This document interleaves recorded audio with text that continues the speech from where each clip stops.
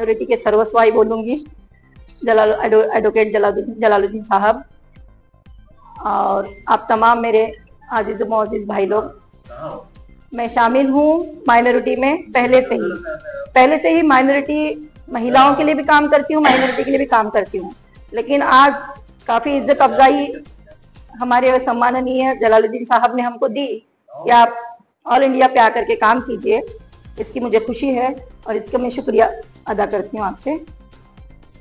हमें जो हमारे कैंडिडेट हैं, हम अजीत दादा गुट के एनसीपी के हैं, हमको हमारे जहां जहां कैंडिडेट हैं वहां वहां हमको माइनॉरिटी की ताकत बतानी है, माइनॉरिटी की सभाएं लेनी है, छोटी छोटी कॉर्नर मीटिंग्स लेनी है, क्योंकि हमको हमारा परफॉर्मेंस बेस्ट दिखाना पड़ेगा। जो भी हमारे भाई हजरात हैं वहां पे, अपनी महिलाएं हैं, माइनॉरिटीज के लोग हैं, वहां पे हमको हमारे कैंडिडेट के लिए कैसे काम करना है, पहले हमारा इसका हमको नियोजन करके छोटे छोटे मीटिंग्स, कॉर्नर मीटिंग्स और सभाएं हम ले सकते हैं। और हमारी बहु संख्या में लोग वहां पर हैं, जहां जहां अभी साहब ने बताया 4 सीट तो हमारे मुंबई में है ही, 3 सीट हैं और एक कागल है जी।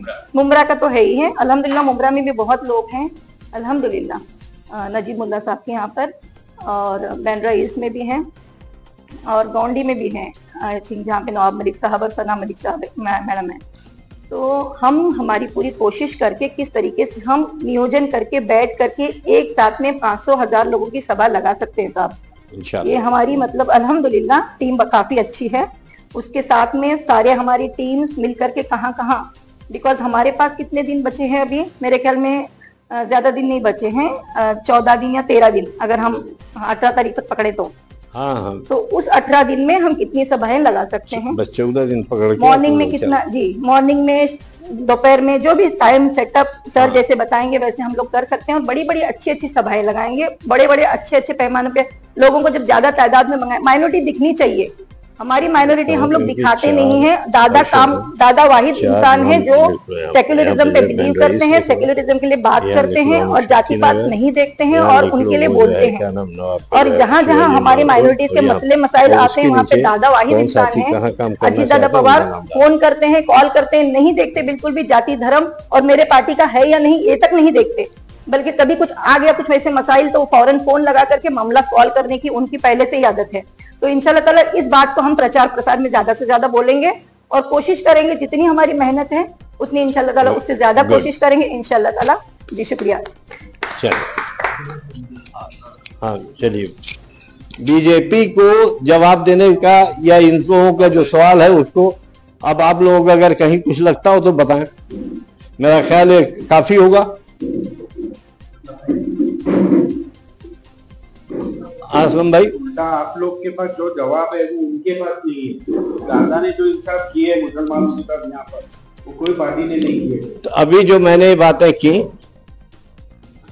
ये बातें ठीक हैं, अभी इस पर जवाब तशफ़ी होगा। और अगर मजमे में अवामी सतह पर इसको हम लोग पेश करेंगे तो मेरा मानना है कि इंशाल्लाह उनका जवाब नहीं बनेगा। और पूछिए साहब कि आप जो है कई बार शरद पवार साहब इसराइल गए, अभी गजा के ऊपर उनका क्या स्टैंड रहा?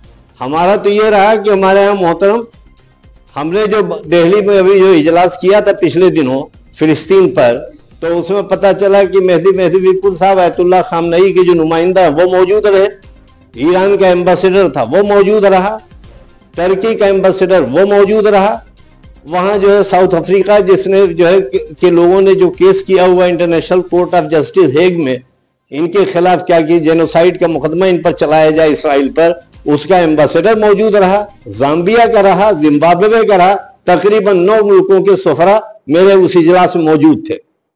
और फिलिस्तीन पर हम लोगों का क्लियर कट स्टैंड था और हम लोगों की ये था कि इंशाअल्लाह अज़ीज गजा हम लोग बड़े पैमाने पर रिलीफ भेजेंगे।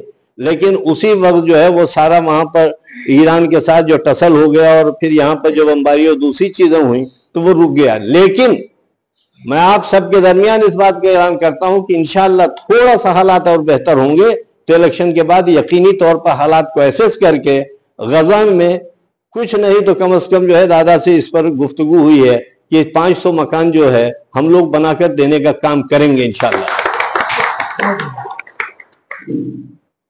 अब बताएं कुछ साहबान, कोई सवाल हो किसी तरह का?